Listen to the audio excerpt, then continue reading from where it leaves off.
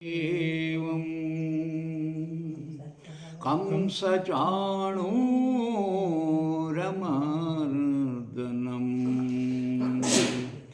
देवकी परमानन्दं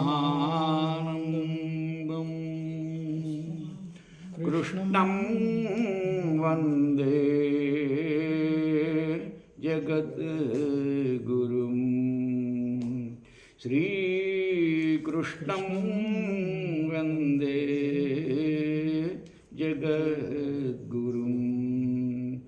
ॐ कृष्णाय वासुदेवाय हरये परमात्मने प्रणतः क्लेशनाशाय गोविन्दाय नमो नमः।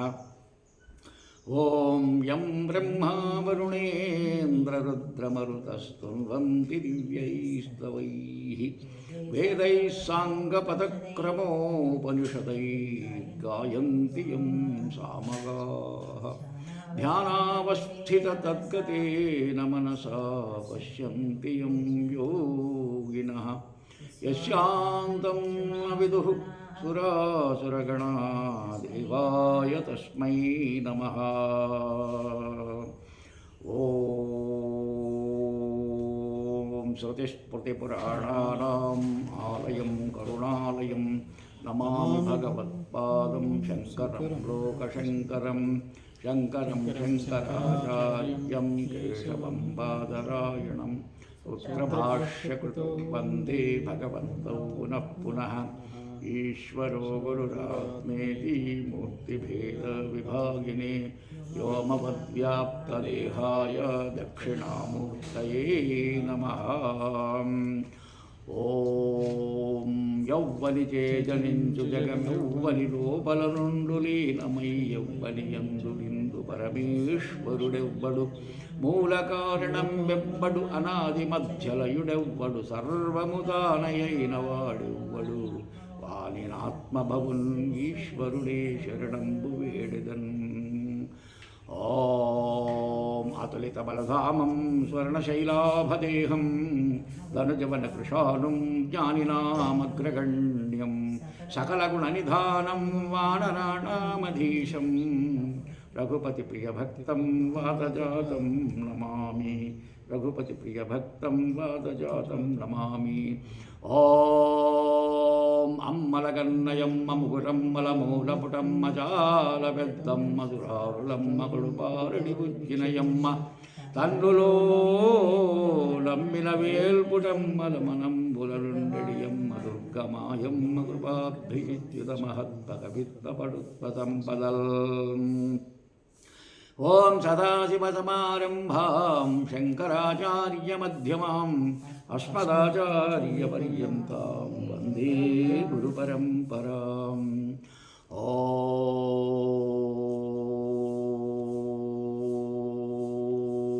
अखण्डमण्डलाकारं व्याप्तं येन चराचरं तत्पदं दर्शितं येन तस्मै श्रीगुरवे नमः। ॐ गुरुर्ब्रह्मा गुरुर्विष्णु गुरुर्देवो महेश्वरः गुरुः साक्षात् परब्रह्म तस्मै श्रीगुरवे नमः। ॐ श्रीमात्रे नमः। ॐ श्रीजगन्मात्रे नमः। ऐं ह्रीं श्रीं श्रीमात्रे नमो नमः। सर्वेभ्यो देवेभ्यो नमो नमः। नमः पार्वतीपते हर हर महादेव। ॐ सहनाववतु सहनौ भुनक्तु सह वीर्यं करवावहै तेजस्विनावधीतमस्तु मा विद्विषावहै। ॐ शान्ति शान्ति शान्तिः। हरिः ॐ श्रीगुरुभ्यो नमः। हरिः ॐ तत्सद्ब्रह्मार्पणमस्तु।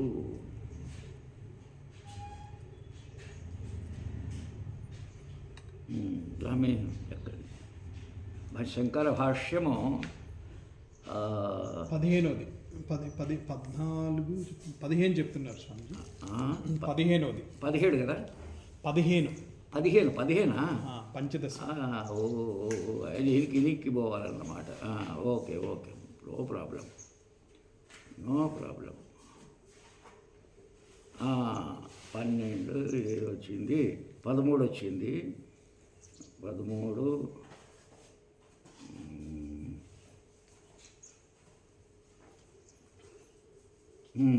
ఇక్కడ 12 తూ అజ్ఞానాత్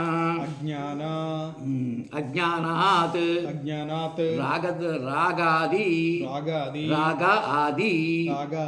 దోషతః వా కర్మణి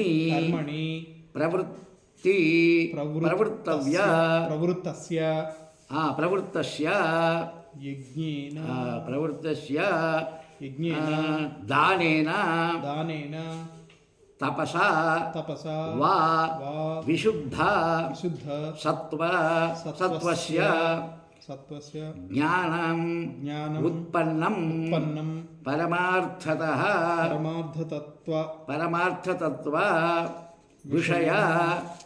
విషయం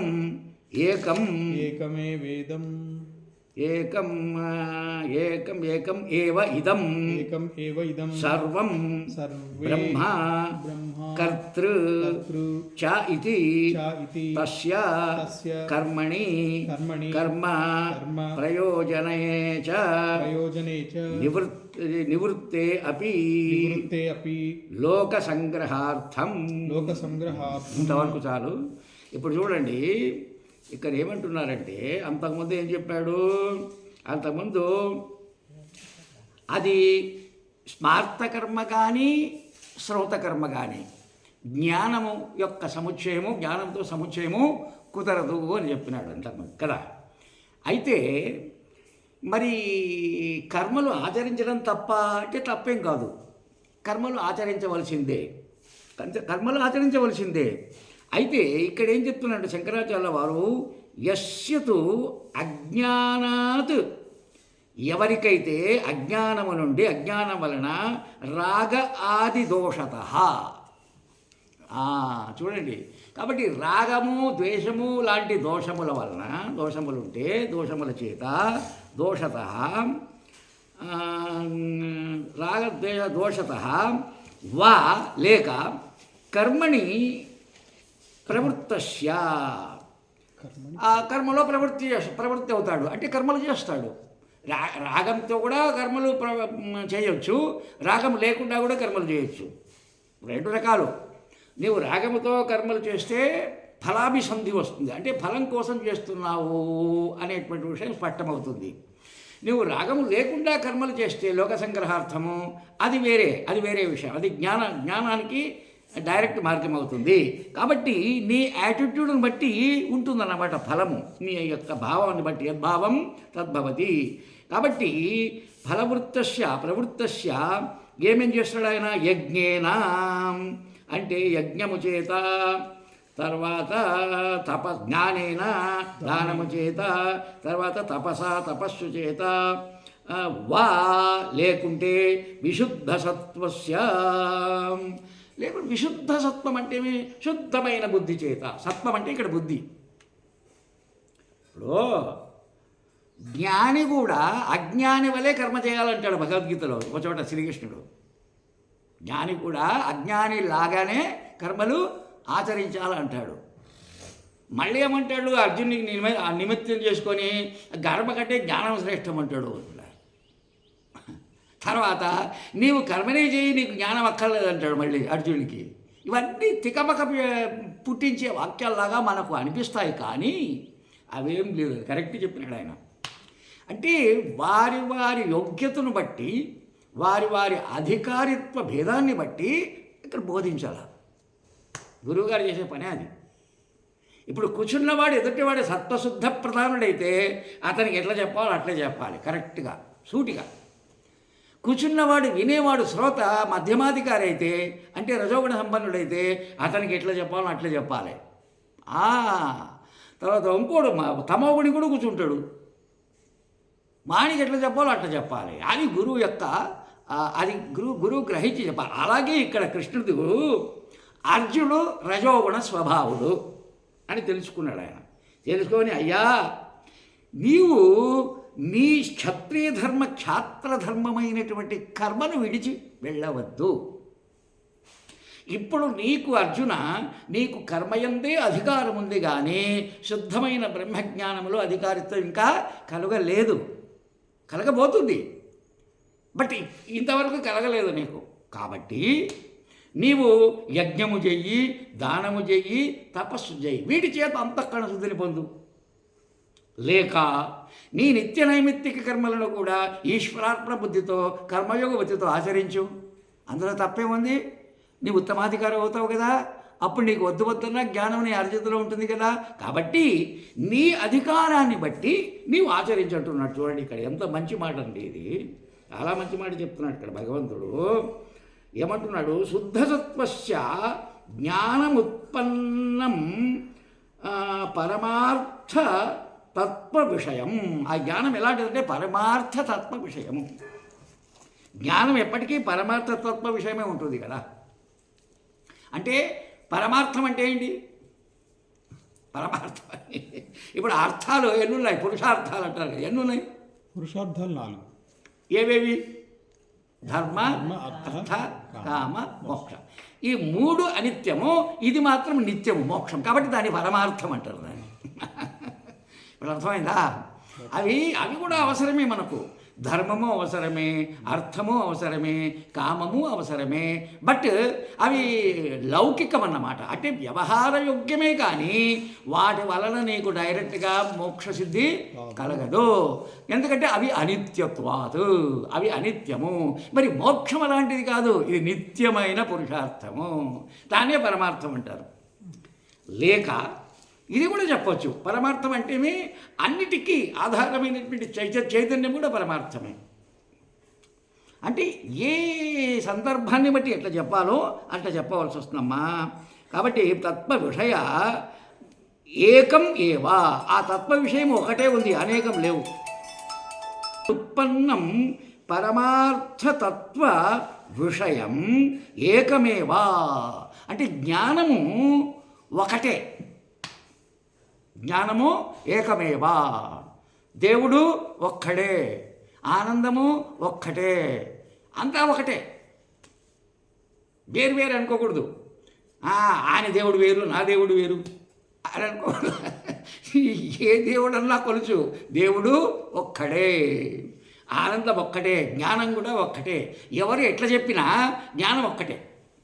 ఒక స్వామి ఆయన చెప్పే స్టైల్ వేరుగా ఉంటుంది, ఇంకో విధంగా చెప్తాడు. ఇంకొక స్వామి చెప్పే స్టైలు వేరే ఉంటుంది, ఇంకో విధంగా, అనేక దృష్టాంతాలతో. బట్ ఎవరు ఏది చెప్పినా ఎట్లా చెప్పినా జ్ఞానము ఒక్కటే, అది మర్చిపోవద్దండి. కాబట్టి జ్ఞానము ఏకమేవ ఇదం సర్వం బ్రహ్మ కర్తృచేతి చ ఇతి తస్య కర్మాణి కర్మ ప్రయోజనే చ. చూడండి, జ్ఞాని కూడా అజ్ఞానిలాగా కర్మలు చేసినప్పటికీ జ్ఞాని యొక్క కర్మలు జ్ఞానిని అంటుకోవు సరికదా. అతడి లోక సంగ్రహం అవుతుందని, దానివల్ల ఆయన చేసేటువంటి కర్మల వల్ల ఏమవుతుంది? లోక సంగ్రహం అంటే లోకసేవ, లోకహితం. ఇప్పుడు అర్థమైందా ఏం చెప్పినానండి? జ్ఞాని కర్మలు చేస్తాడు, అజ్ఞాని కర్మలు చేస్తాడు. జ్ఞాని అగ్నిహోత్రం చేస్తాడు, అజ్ఞాని కూడా అగ్నిహోత్రం చేస్తాడు. బట్ భేదం ఎక్కడుందంటే, జ్ఞాని చేసే కర్మలు అతన్ని అంటుకోవు, ఒకటి పాయింట్. ఎందుకంటే అసంగ బుద్ధితో చేస్తాడు, కర్తృత్వం లేకుండా చేస్తాడు కాబట్టి అంటుకోదు, సరికదా. పైగా ఆయన చేసేటువంటి కర్మలు లోకానికి ఉపయోగపడతాయి, లోక సంగ్రహం జరుగుతుంది. ఇది ఇంపార్టెంట్. కానీ ఈ విషయం అజ్ఞానులు తెలుసుకోక జ్ఞానులను నిందిస్తారు. ఏమని? ఆయన కూడా మనలాగే తింటాడు, మనలాగే తాగుతాడు, నీళ్లు తాగుతాడు, మనలాగే నిద్రపోతాడు, కాబట్టి అంత సమానమే కదా, ఏముంది ఆయన ఎక్కువ అని ఈ విధంగా నింద చేస్తారు అజ్ఞానులు. అయ్యా బాబు, కరెక్టే. అజ్ఞశ్చ విజ్ఞశ్చ విశ్వమస్తి. అజ్ఞునికి విశ్వం ఉంది, విజ్ఞునికి ఉంది. కానీ అజ్ఞుడు ఎంత ఉండినా ఏడుస్తూ ఉంటాడు, బాధపడుతూ ఉంటాడు. విజ్ఞుడు ఏమున్నా లేకపోయినా ఆనందంగా ఉంటాడు. కాబట్టి వారి యొక్క అనుభవంలో భేదం ఉంది కదా. అందుకనే ఏమంటుంది శాస్త్రము, దృష్టిం జ్ఞానమయం కృత్వా పశ్యేత్ బ్రహ్మమయం జగత్ అంటుంది కదా. కాబట్టి నీ దృష్టిని సరి చేసుకోవయ్యా అంటుంది. దృష్టిని సరిగా చేసుకొని ఈ జగత్తును బ్రహ్మముగా చూడు అంటుంది. అంటే నా దృష్టి బ్రహ్మమయమైనప్పుడే ఇదంతా బ్రహ్మమయంగా కనిపిస్తుంది నాకు. ఇది ఫ్యాక్ట్. నా దృష్టి దేహదృష్టి అయినప్పుడు, దేహాభిమాన దృష్టి అయినప్పుడు, అజ్ఞాన దృష్టి అయినప్పుడు నాకు కనిపించేదంతా అజ్ఞానమే. అవునా కదా? నాకు కనిపించేదంతా అజ్ఞానమే. కాబట్టి మన దృష్టి ప్రధానమండి.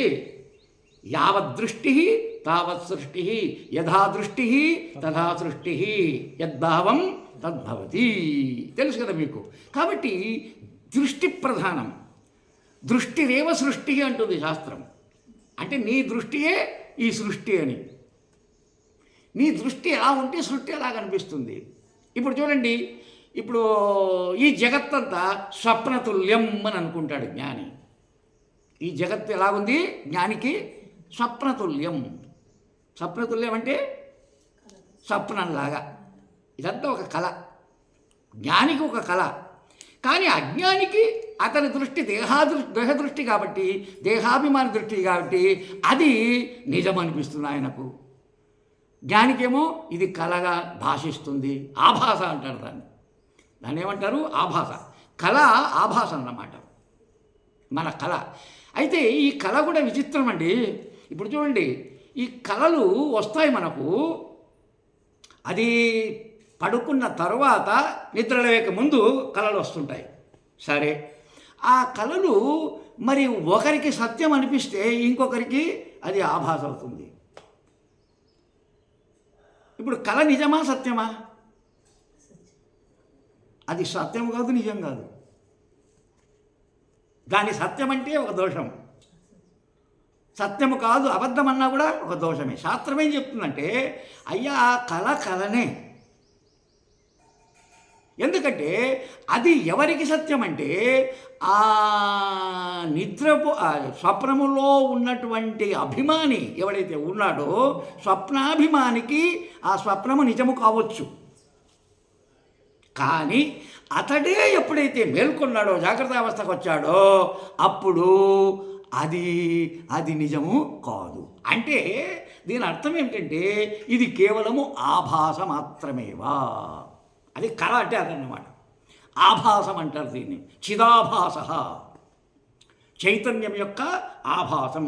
దీన్ని ఇంకొకరు కూడా చెప్తారు మహాత్ములు, ప్రతీతి మాత్రమేవ. ప్రతీతి, రజ్జులో సర్పం కనిపించినట్టుగా ప్రతీతి. ఆ విధంగా ఇక్కడ జ్ఞాని చేసేటువంటి కర్మలు ఎప్పటికీ జ్ఞానిని బంధించవు. పైగా అది లోకసంకరమైపోతుంది. కాబట్టి యోజనేన నివృత్తే అపి లోకసంగ్రహ.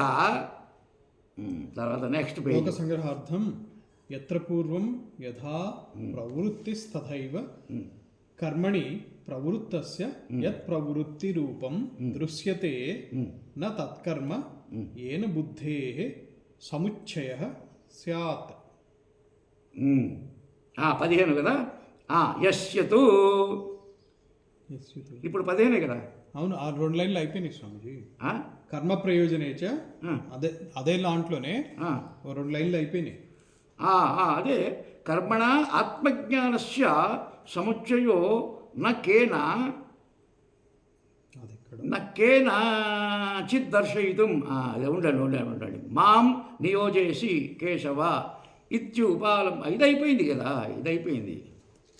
15 స్వామిజీ. 15, 16. ఇందాక 16 అన్నారు. ఇది 16, ఇక్కడ 16. యశ్చతు ఇదే కదా.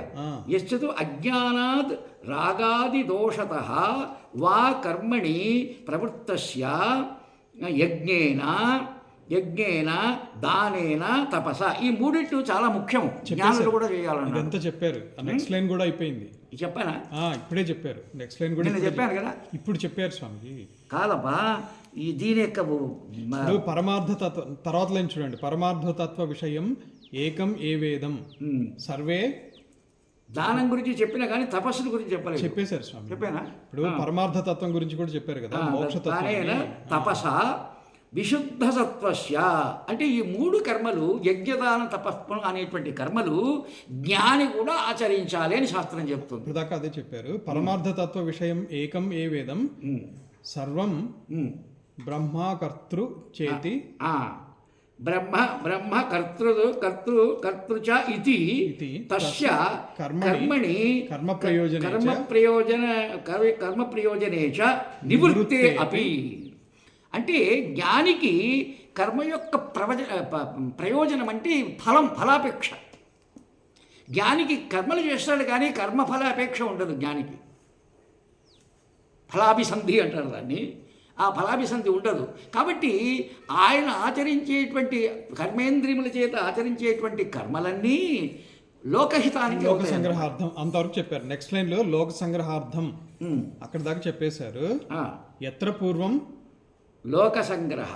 తర్వాత ఇక్కడ ఎత్ర పూర్వం ఇక్కడ ఉన్నది లోక సంగ్రహార్థం.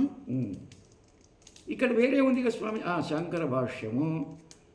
మరియు ఉండండి, పేజీ తిప్పాలి స్వామీజీ. 15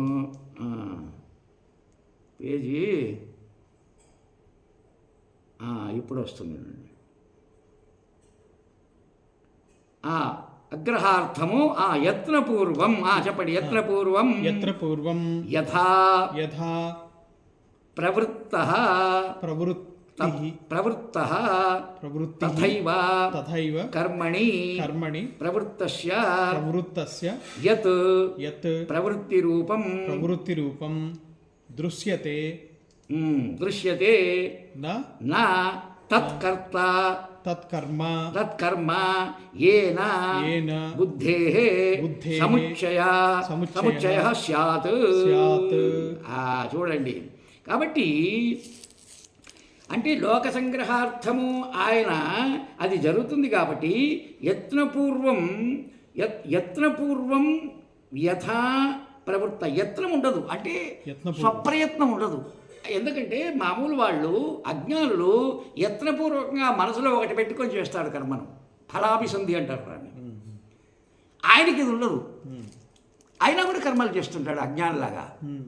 అంటే దీని అర్థం ఏంటి తెలుసా? అంతరార్థము, లోక సంగ్రహం కోసమే ఏ కర్మలైతే చేయబడతాయో జ్ఞానుల చేత, అవి వాళ్ళను జ్ఞానులను బంధించక అవి అజ్ఞానులకు ఇదైపోతుంది అన్నమాట, వరమైపోతుంది. అది లోక సంగ్రహం అంటారు దాన్ని. అందుకంటే యజ్ఞభావముతో చేసేటువంటి కర్మలన్నీ బంధించవు. యజ్ఞభావంతో కర్మలు చేయమంటాడు. కర్మయోగ బుద్ధి చేత కర్మలు ఆచరిస్తే నిన్ను ఏ కర్మ బంధించదో. అర్జునుడు కూడా ఇదే సూచన. అయ్యా, నీవు యజ్ఞభావంతో కర్మ చేయి, ఈ యుద్ధం అనే కర్మ చేయి, నిన్ను అదేం బంధించదు. నువ్వు ఎంతమందిని చంపినా, నీ బాణాలు వేసినప్పుడు ఎంతమంది తలలు పోయినా కూడా నీకేమి బాధ, చీమ కుట్టినంత బాధ కూడా కాదు అంటున్నాడు. ఇది అర్థం చేసుకోవడం లేదు అర్జున సరిగ్గా. కాబట్టి అర్థం చేసుకోవయ్యా అర్జున. తథైవ కర్మణి ప్రవృత్తస్య యత్ ప్రవృత్తి రూపం దృశ్యతే. అంటే మామూలు వాళ్లకు ఇతడు కూడా జ్ఞాని కూడా కర్మల్లో మనలాగే ప్రవృత్తుడయ్యాడే, చేస్తున్నాడే అని అనిపిస్తుంది. దృశ్యతే అంతే కదా. ఇప్పుడు జ్ఞాని అన్నం తింటాడు, అజ్ఞాని అన్నం తింటాడయ్యా. మీకు ఇట్లా మోటుగా చెప్తే బాగా అర్థమవుతుంది. ఇద్దరు అన్నం తింటారు. జ్ఞాని ఒక పక్క కూర్చున్నాడు, అజ్ఞాని ఒక పక్క. ఇద్దరు అన్నం తింటున్నారు, పప్పు అన్నం తింటున్నారు. ఇప్పుడు చూడండి, తినడంలో ఇద్దరు ఒకటే. అదే కంచము ఆయన తింటున్నాడు, ఇది తింటున్నాడు. బట్ ఇక్కడ భేదం ఎక్కడుందంటే, విశేష భేదం ఎక్కడుందంటే, అజ్ఞాని ఏడ్చుకుంటూ తింటాడు, దుఃఖంతో తింటాడు. జ్ఞాని ఆనందంతో తింటాడు, జ్ఞానబుద్ధితో.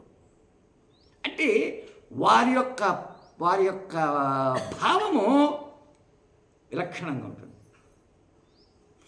అజ్ఞాని ఎందుకు ఏడ్చుకుంటుంది ఇట అంటే, అరే ఇప్పుడు అయిపోతుంది, మళ్ళీ ఎవడిస్తాడు నాకు, ఎవరు పెడతారు అనేటువంటి వృత్తి ఉంటుంది ఆయన అజ్ఞానికి. జ్ఞానికి అది ఉండదు.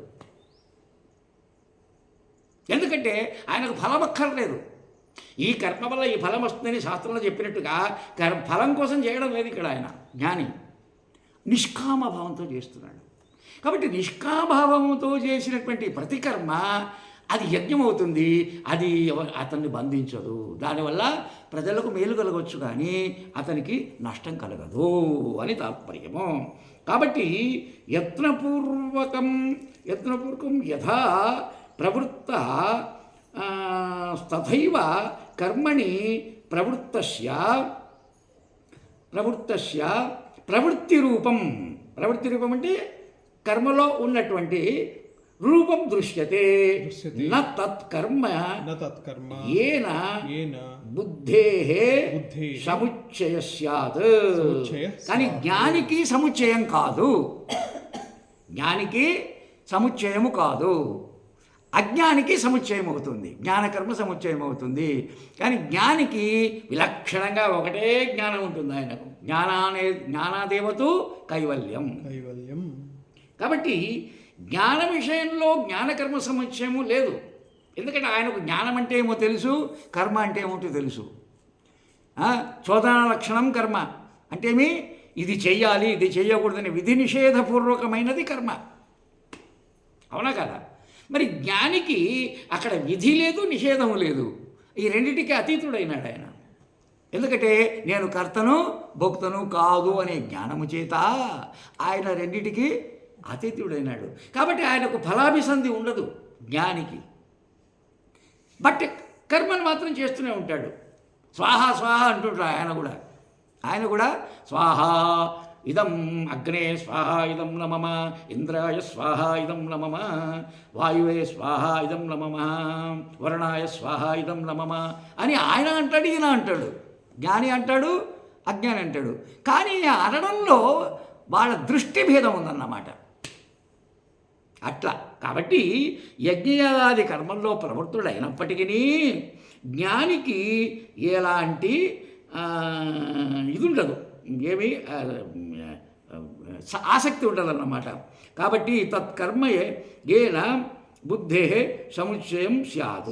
సరే, ఇప్పుడు యథా భగవతః వాసుదేవస్య క్షాత్రధర్మ చేష్టితం న జ్ఞానేన సముచ్చీయతే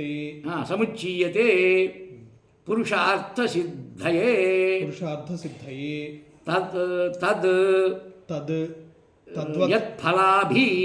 తద్వత్ ఫలాభిసంధి అహంకార అభావస్య తుల్యత్వాత్ విదుషః. చూడండి, విదుషః అంటే జ్ఞానికి అది ఫలాభిసంధి రహితత్వ. ఫలాభిసంధి ఉండదు అంటే ఏమి, ఫలం కోసం చెయ్యరు వాళ్ళు కర్మలు.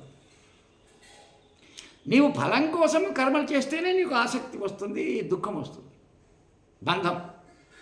అంతే కదా? ఇప్పుడు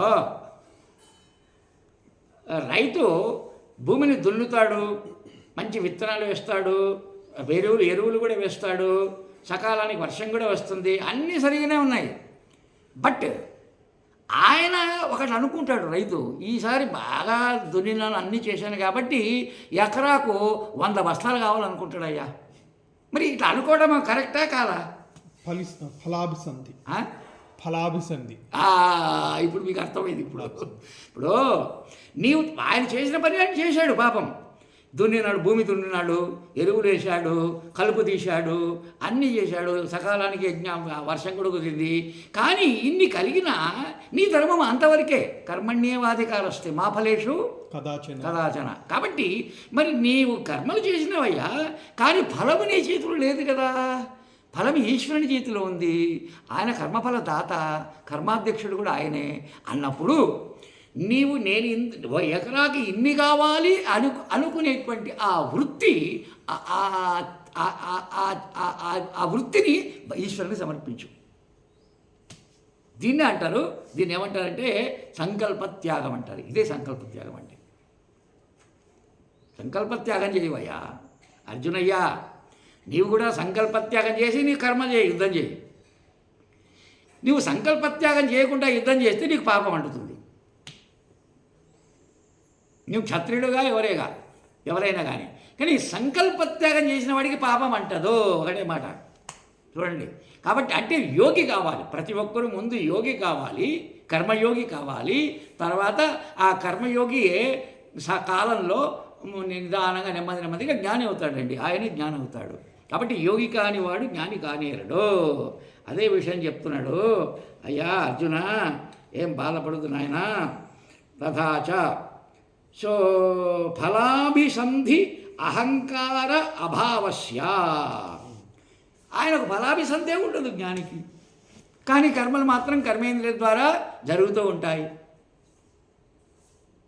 అలాగని మనం అనుకోకూడదు అజ్ఞానులం. ఏమని, ఆయన కూడా మనలాగే తింటాడు, మనలాగే పండుకుంటాడు, మనలాగే కర్మలు చేస్తున్నాడు కాబట్టి ఆయన జ్ఞానం ఎలా అవుతాడు అని మనకు అనిపిస్తుంది. బట్ అది నీ థాట్, నీ థింకింగ్ వేరు, ఆయన థింకింగ్ వేరు, నీ దృష్టి వేరు, ఆయన దృష్టి వేరు.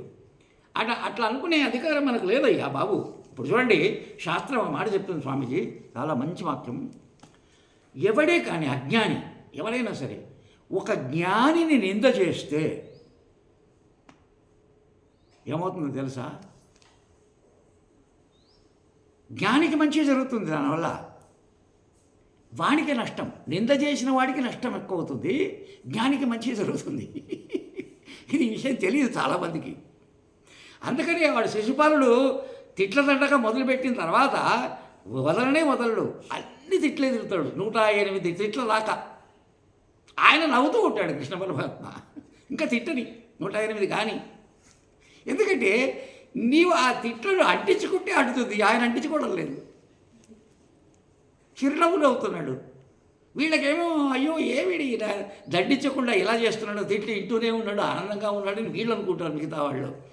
అయితే వాడు ఏం చేసినాడు తెలుసు? ఆ శిశుపాలుడు ఆ కృష్ణుడి యొక్క ఏ జన్మలోనో ఏ అవతారంలో చేసిన పాపాన్ని వాడు తీసుకుంటాడు, తిట్టినోడు. ఆ తర్వాత వీడు చేసిన పుణ్యము, ఏదైనా పుణ్యం చేసింటే ఈ పాపము జ్ఞానికి పోతుంది. కాబట్టి జ్ఞానికి ఫరక్ నై పడతాయి. జ్ఞానికి తిట్టినా ఓకే, నేను పొగిడినా ఓకే, అతనికి ఏమీ అంటదు. ఇది ఇక్కడ రహస్యం అన్నమాట. కాబట్టి మనం తిట్టకుండా ఉండాలి. అది ఏం లేదు, తుల్యత్వాత్. అదిగో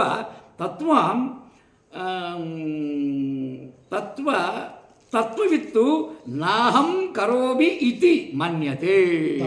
అది నాహం కరోమి ఇతి మన్యతే అంటే తత్వము తెలిసిన వాడు జ్ఞాని, నేను ఏమీ చేయడము లేదు, నాహం కిమపి న కరోమి, నేనేమి చేయడం లేదయ్యా. కాబట్టి అతనికి బాధ లేదు, జ్ఞానికి బాధ ఉండదు. ఎందుకంటే జ్ఞాని దగ్గర బోధ ఉంది కదా, బోధ ఉన్నవాడికి బాధలే ఉండవు కదా, ఆ బోధ లేనివాడికే బాధలు కదా. కాబట్టి నాహం అంటే అకర్తృత్వం, అంటే కర్తృత్వ బుద్ధి ఉండదు జ్ఞానికి. కర్తృత్వ బుద్ధి ఉండదు. ఎందుకంటే అది సముచ్చయం ఉండినా లేకపోయినా ఏమైనా సరే జ్ఞానికి కర్తృత్వ బుద్ధి ఉండదు, భోక్తృత్వ బుద్ధి అసలుకే ఉండదు. అంటే కర్తృత్వ భోక్తృత్వ రహితమైనటువంటి శుద్ధ జ్ఞానము కాబట్టి ఆ జ్ఞానానికి ఏ పాపం కానీ ఏ పుణ్యం కానీ ఏది అంటదు. అట్లా నీవు కూడా ఉండవయ్యా అని చెప్తున్నాడు అర్జునునికి.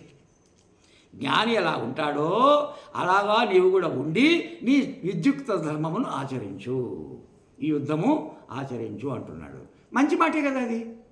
మరి దాన్ని అర్జునుడు అర్థం చేసుకోవాలి, చేసుకొని యుద్ధం చేయాలి అక్కడ, అంతే. There is no other option. వాని డ్యూటీ వాడు ఎవరి డ్యూటీ వాడు చేయాలి. మన్యతే నచ తత్ఫలం అభిసంధత్తే తథా చ స్వర్గాది కామార్థినః. ఇంకా వీడు ఇంకో మాట ఇక్కడ ఏమంటున్నాడు, సంధత్తే తథా చ. అయితే ఫలాభిసంధి అనేది లేదు కాబట్టి జ్ఞానికి, అతనికి పాపం లేదు పుణ్యం లేదు. ఫలమభిసంధ. అయితే స్వర్గకామం ఏ చేత అంటుంది ఒకసారి రాస్తాను. నాకు స్వర్గం కావాలంటాడు ఒక ఆయన. నేను స్వర్గానికి పోవాలండి, ఈ భూలోకంలో నాకు బోరు కొట్టింది, ఈ భూలోకం బాగలేదు, స్వర్గలోకం హాయిగా ఉంటుంది, అక్కడ రంభాది అప్సరసులు సేవ చేస్తుంటారు, ఇంద్రుడు కూడా అక్కడ అదేముంది కదా ఆ స్వర్గంలో నందనవనం ఉంటుంది, కల్పవృక్షం ఉంటుంది, పారిజాత వృక్షం ఉంటుంది, కాబట్టి అక్కడ బాగా ఉంటుంది హాయిగా, కాబట్టి నేను స్వర్గానికి పోవాలంటాడు ఒక ఆయన. ఇప్పుడు చూడండి, ఇక్కడ బాగలేదని అక్కడికి పోతాడు పుణ్యకర్మలు చేసి. ఎందుకంటే పుణ్యకర్మలు చేసిన వాడికే స్వర్గం వస్తుంది, పాపకర్మలు చేసిన వాడికి స్వర్గం రాదు కదా కానీ ఇది ఏమిటంటే ఇది ఇక్కడ వదిలి అక్కడికి పోయిన బాగానే ఉంది, మరి అక్కడ కూడా నీకు సత్సంగం ఉంటుంది. ఇంద్రసభలో బృహస్పతి ఉంటాడు కదా, గురువు, రాజగురువు, ఆయన కూడా సత్సంగం చెప్తుంటాడు, అక్కడ కూడా వినాల్సి వస్తుంది సత్సంగం నువ్వు. ఇంకొకటి ఏమిటంటే అది స్వర్గము కేవలం భోగభూమే కానీ కర్మభూమి కాదు. అక్కడ ఇది భూలోకము కర్మభూమి, భోగభూమి రెండు, నెంబర్ 1. నెంబర్ 2 ఏమిటంటే నీవు ఇక్కడ కష్టపడి కర్మలు చేసి అనుభవించేది ఒక రకంగా ఉంటుంది, కష్టము లేక అనుభవించేది ఇంకొక రకంగా ఉంటుంది. ఇవన్నీ ఉన్నాయి, తారతమ్యాలు ఉన్నాయి స్వర్గానికి భూలోకానికి. కాబట్టి మర్త్యలోకమే బెస్ట్ అంటుంది శాస్త్రం. శాస్త్రం ఏమంటుంది? మర్త్యలోకమే జ్ఞానానికి, నరుడికి జ్ఞానము అరిచేతిలో చూసిన ఉసిరిపండులాగా ఉసిరికాయలాగా ఉంటుందంట. అంటే అంత స్పష్టంగా చూస్తాడన్నమాట. దేవతలకు అది లేదు, ఆ ఫెసిలిటీ లేదు. వాళ్ళు కూడా మళ్ళీ తత్వమసి మహావాక్యం వినాల్సిందే, వాళ్ళు కూడా శాస్త్ర శ్రవణమన నిధ్యాసన చేయాల్సిందే, ఇవన్నీ చేయాల్సిందే, లేకుంటే కుదరదు. తత్వమసి మహావాక్య శ్రవణము శ్రోత్రేంద్రియ సంబంధము లేకపోతే నీకు అజ్ఞాన నివృత్తి జరగదు. అది సిద్ధాంతం. అది ఎవరే కానీ, ఇంద్రుడే కానీ, చంద్రుడే కానీ, నరుడు కానీ, నారాయణుడు కానీ, ఎవడే కానీ. కాబట్టి ఇక్కడ స్వర్గాది మళ్ళీ స్వర్గాది కామార్థినః ఇప్పుడు మళ్ళీ నెక్స్ట్ పేజ్ వచ్చిందండి. కామార్థినః అగ్నిహోత్రాది కామ సాధన అనుష్ఠానాయ అహితాగ్నే కామ్య ఏవ అగ్నిహోత్రాదౌ ప్రవృత్తస్య సామికృతే వినష్టే అపి కామే తదేవ అగ్నిహోత్రాద్ అనుతిష్ఠతో అపి న తత్ అగ్నిహోత్రాది భవతి. చూడండి, కాబట్టి అగ్నిహోత్ర కర్మలు నీవు అకామ్య దృష్టితో ఆచరించు అంటున్నాడు. కామ్య దృష్టితో ఆచరిస్తే నీవు పెద్ద అగ్ని కర్మ చేసినా అది బంధకారణమే అవుతుంది. ఎందుకంటే కర్మ లక్షణం ఏమిటంటే బంధించే గుణము కర్మకు ఉంది. అది శోధన విషయ కర్మ. ఎందుకంటే అక్కడ విధి నిషేధాలు ఉంటాయి, ఆ విధి నిషేధాలు పాటించాలి. తర్వాత ఒక అగ్నిహోత్రం మనం అనుకున్నాం అనుకోండి, ఫర్ ఎగ్జాంపుల్ రాజసూయ యాగం అనుకున్నాం అనుకోండి, రాజసూయ లేకుంటే అశ్వమేధయో ఏదో ఒకటి పెద్ద కర్మలు, అవి శ్రౌత కర్మలు అంటారు. అవి ఎట్లా చేయాలంటే దానికి రాజగురువు కావాలి, తర్వాత పౌరోహితులు కావాలి, తర్వాత ఇటుకలు ఎంతమందం ఉండాలో అంతమందం ఉండాలి, ఎన్ని ఇటుకలు పెట్టాలో అన్ని ఇటుకలు పెట్టాలి, ఇవన్నీ ఉచ్చారణ కూడా దోషం ఉండకూడదు. ఇవన్నీ చాలా నియమాలు ఉంటాయి కర్మకు. అవునమ్మా, ఇది సత్యం. ఇది యాగసూయ పుత్రకామేష్టి పెద్ద పెద్ద యాగాలు అంటే మామూలుగా మాటలు కాదు, పిల్లలాటలు కాదు. కాబట్టి ఇవన్నీ చేసినా కూడా ఒకవేళ సక్సెస్ అయ్యారనుకో, లాభం ఏమిటయ్యా? నీకు మోక్షం వస్తుందా? స్వర్గం ఏం రాదు. పుత్రకామేష్టి చేస్తే నీకు పుత్రుడు కలుగుతాడు అంతే. ఇంకోటి అశ్వమేధ యాగం చేస్తే నీకు రాజులంతా ఇదైపోతారు, నీ వశమైపోతారు. అంతేగాని నీకు మోక్షం రాదు కదా. మరి అన్నప్పుడు నీవు మోక్షాని కోసం ఆ యాగం చేసే బదులు నీవు మోక్షాని కోసం డైరెక్ట్గా ప్రయత్నం చేస్తే నీకు టైం కలిసి వస్తుంది కదా, సమయం. అవునా కదా? ఇప్పుడు స్వామి ఒకరోజు అన్నాడు కదా, ఇట్లా అలంతిరే బదులు ఇట్లా తింటే ఏమవుతుంది? ఇట్లనే తినాలన్నాం, డైరెక్ట్గా తినాలి. అది హాలే నేను ఇట్లా తింటా అంటే నీ ఇష్టం, తిని ఎవరొద్దన్నారు. కానీ టైం వేస్ట్ అవుతుంది, టైం వేస్ట్ అవుతుంది. అది పద్ధతి కాదు కూడా. ఎవరైనా చూసే ఏమనుకుంటారు, పిచ్చోడు అనుకుంటారు. ఇట్లా తింటే ఏమనరు, ఇట్లా తింటే అనుకుంటారు. కాబట్టి అదేవిధంగా నువ్వు డైరెక్ట్గా మోక్షాన్ని అగ్నిహోత్రాలు చేస్తే చెయ్యి, నీ ఇష్టం. లోక సంగ్రహార్థం చేయాలనుకుంటే చెయ్యి. జ్ఞానికేం ఇది లేదు అక్కడ. జ్ఞానికి శాస్త్రం కూడా విధి నిషేధాలు తెలుపదు స్వామీజీ. కో విధి కో నిషేధ అంటుంది శాస్త్రం ఒక చోట. జ్ఞాని దృష్టిలో పెట్టుకొని జ్ఞానికి నేనేం చెప్పలేనబ్బా అని నేను తోక మడుచుకొని పోతుంది శాస్త్రం. అజ్ఞానికి చెప్తుంది, ఒరే ఇది కలంజన్న భక్షయేద్, సురాంన పిబేద్, చౌర్యాంన కుర్యాద్, మాతృదేవో భవ, పితృదేవో భవ, ఆచార్యది. ఇవన్నీ అజ్ఞానిని దృష్టిలో పెట్టుకొని చెప్పినటువంటి విధి నిషేధాలు. జ్ఞానికి ఇవన్నీ పనిచేయవు. ఎందుకంటే ఆయన విధి నిషేధాలకు అతీతుడైపోయినాడు బ్రహ్మజ్ఞానం చేత. విధి నిషేధాలకు అతీతుడైపోయినాడు. మరి అన్నప్పుడు మరి జ్ఞానికి ఎలాంటి బంధము ఉండదు, ఎలాంటి బంధం ఉండదు. కాబట్టి జ్ఞాని ఒకవేళ కర్మలు చేసినా, అగ్నిహోత్రాది కర్మలు చేసినా అతనికి ఏం ప్రయోజనం లేదప్పా, లోకులకు ప్రయోజనం. లోక సంగ్రహార్థం అంటారు దాన్ని. అదే బెటర్ అనిపిస్తుంది నాకు పర్సనలీ. ఏమీ కర్మలు చేయకుండా ఉండే బదులు జ్ఞాని కర్మలు చేస్తేనే అతనికి మంచిది, లోకానికి మంచిది. కొందరు ఏమంటారు, మా సాధువులను ప్రవచనం చెప్పే సాధువులను ఏమంటారు, అయ్యా నీకెందుకయ్యా ఈ ప్రవచనం, ఈ తిరగడం, ఇదంతా హాయిగా గుహలో కూర్చొని ఓం ఓం అనుకుంటూ ఉండొచ్చు కదా అని అంటారు కొందరు. ఇది ఎంత సమంజసం అది? ఆయన దృష్టిలో అది కరెక్ట్ ఉండొచ్చు, ఎవరి దృష్టిలో? అజ్ఞాన దృష్టిలో. నీవు హాయిగా ముక్కు మూసుకొని ఒక గుహలో కూర్చోక ఈ అక్కడికి పోవడం, ఇక్కడ పోవడం, ఇదంతా నీకెందుకు? ఒరే నీకేం తెలుసురా నాయన అజ్ఞాని. నీ దృష్టి అజ్ఞాన దృష్టి, ఆయనది జ్ఞాన దృష్టి. ఆయన చెబుతున్నా ఏం చెప్పడం లేదు, చేస్తున్నా ఏం చేయడం లేదు. కుర్వన్నపి నలిప్యతే. జ్ఞాని చేస్తున్నా ఏమి చేయడం లేదు, ఆయన ప్రవచనం చెప్తున్నా ఆయన ఏం చెప్పడం లేదు. ఇది జ్ఞాని దృష్టి. మీరు ఈ దృష్టి అజ్ఞానికి లేదు. కాబట్టి ఆయన అట్లా అంటాడు అన్నమాట. ఏమని? మీరు అవన్నీ ప్రవచనాలు మానేసేయండి, మీరు ఇంట్లో కూర్చోండి, లేకుంటే గుహలో అరణ్యలో కూర్చొని గుహలో కూర్చొని తపస్సు చేసుకోండి అంటారు వాళ్ళు. కాబట్టి ఇక్కడ చెబితే లాభం, ఇద్దరికి లాభమే. చెప్పేవాడికి లాభమే, వినేవాళ్ళకి కూడా లాభమే. అది బెటర్ కదా. చెప్పకుండా ఉండే బదులు చెబితే మంచిదే కదా, దాంట్లో దోషమేముంది? పైగా జ్ఞాని అంటించుకోడు, జ్ఞానికి అంటదు. ఎందుకంటే ఫలాభిసంధి లేదు కదా, ఫలాపేక్షిత చెప్పడం లేదు. నా ధర్మము, నా విద్యుక్త ధర్మం, ఆయన అడిగినాడు తత్వపసి మాకు చెప్పి నేను చెప్తున్నా అంతే. ఆయనకు మంచి కలిగితే మంచిదే, అంతేగాని తనకు ఎలాంటి బద్ధత్వం ఉండదన్నమాట జ్ఞానికి. కాబట్టి నాయన అగ్నిహోత్రము చెయ్యకపో, కానీ నీకు శుద్ధ జ్ఞానము కావాలంటే సముచ్చయము చేయకూడదు. అది కూడా ఒక నిబంధన ఉందన్నమాట. అగ్నిహోత్రాది భవతి. కాబట్టి నీవు సముచ్చయం చేయొద్దు. సముచ్చయం చేయడం అంటే ఏంటి? కల్పేయటం. ఇంతకుముందు చెప్పాను కదా, ఏమని? ఇందులో అది కల్పేయటం. ఇది అక్కడ ఉండాలి, ఇక్కడ ఉండాలి, అక్కడ కాలు పెట్టాలి, ఇక్కడ కాలు, అవ్వ కావాలి, బువ్వ కావాలి అంటే అది కుదరదు నాయన. శుద్ధ జ్ఞానాదేవతు కైవల్యం. నీకు కైవల్యం కావాలి, పరమశాంతి కావాలి, పరమానందం కావాలి అనేటువంటి తీవ్ర ఇచ్ఛ ఉంటే, మోక్షేచ్ఛ, నీవు శుద్ధ జ్ఞానముతోనే మోక్షాన్ని పొందాలి. ఇది శాస్త్ర సిద్ధాంతం. ఒకవేళ నీకు శుద్ధ జ్ఞానంలో అధికారిత్వం లేదు అని నీకు అనిపిస్తే కర్మలు చేయి.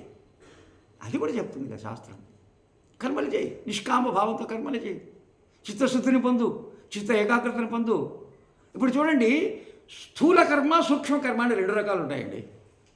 ఇప్పుడు ఈ ఉపాసనను సూక్ష్మకర్మ అంటారు. మామూలు కర్మ, నిత్య నైమిత్తిక కర్మలు, వేదవిత కర్మలు, అవి స్థూల కర్మలు.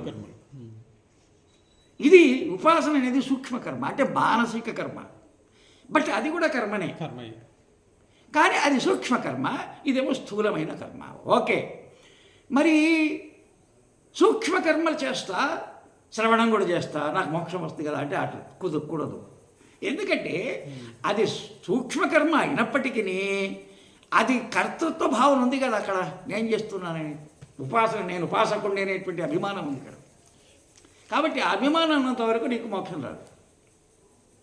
కాబట్టి స్థూల సూక్ష్మ రెండు కర్మలను అనాసక్తిగా చేస్తే అప్పుడు నీకు ఫలాభిసంధి అపేక్ష పోతుంది.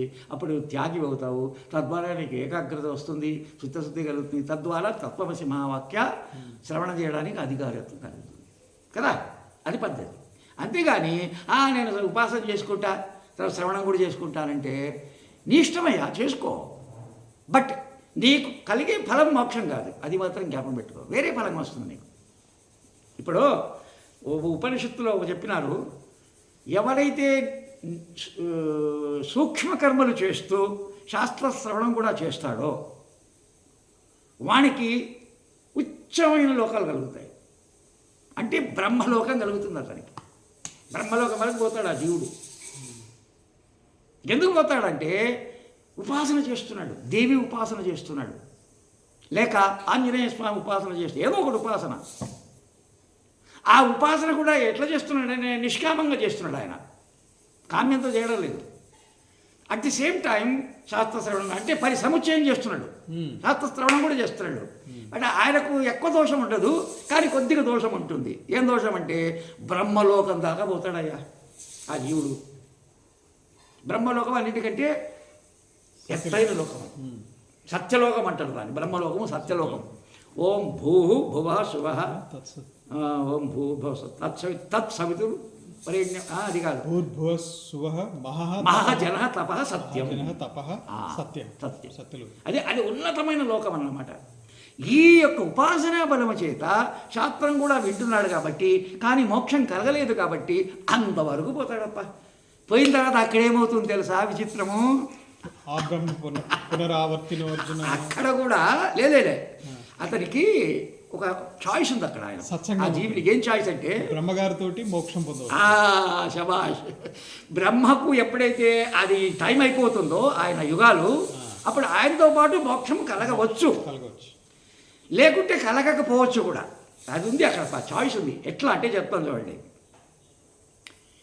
ఇప్పుడు బ్రహ్మతో పాటు ఆయనకు మోక్షం ఎప్పుడు కలుగుతుందంటే, నీవు బ్రహ్మగారు చెప్పేటువంటి తత్వమసి మహావాక్యం యొక్క శ్రవణ మన నిధ్యాసలు పరిపక్వమై అయినప్పుడు నీకు బ్రహ్మతో పాటు మోక్షం వస్తుంది.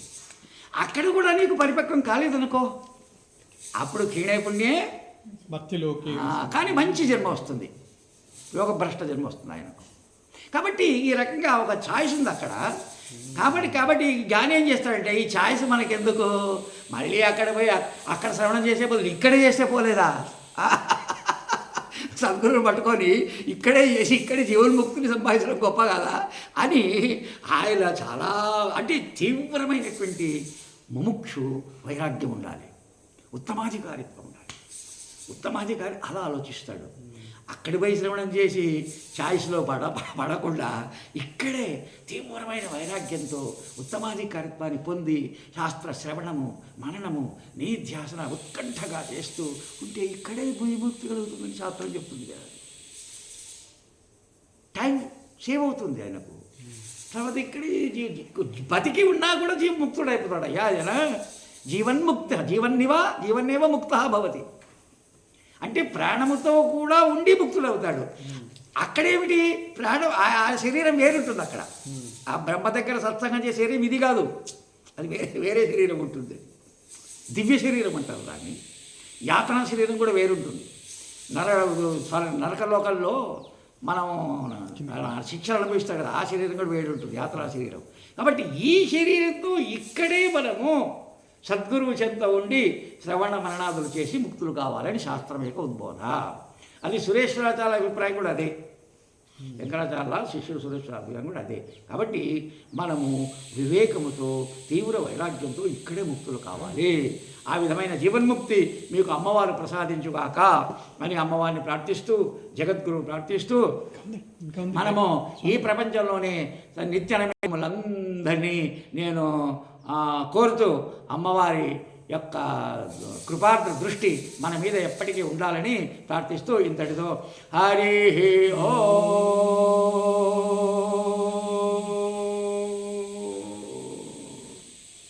2 నిమిషాలు నిశ్శబ్దముగా కూర్చొని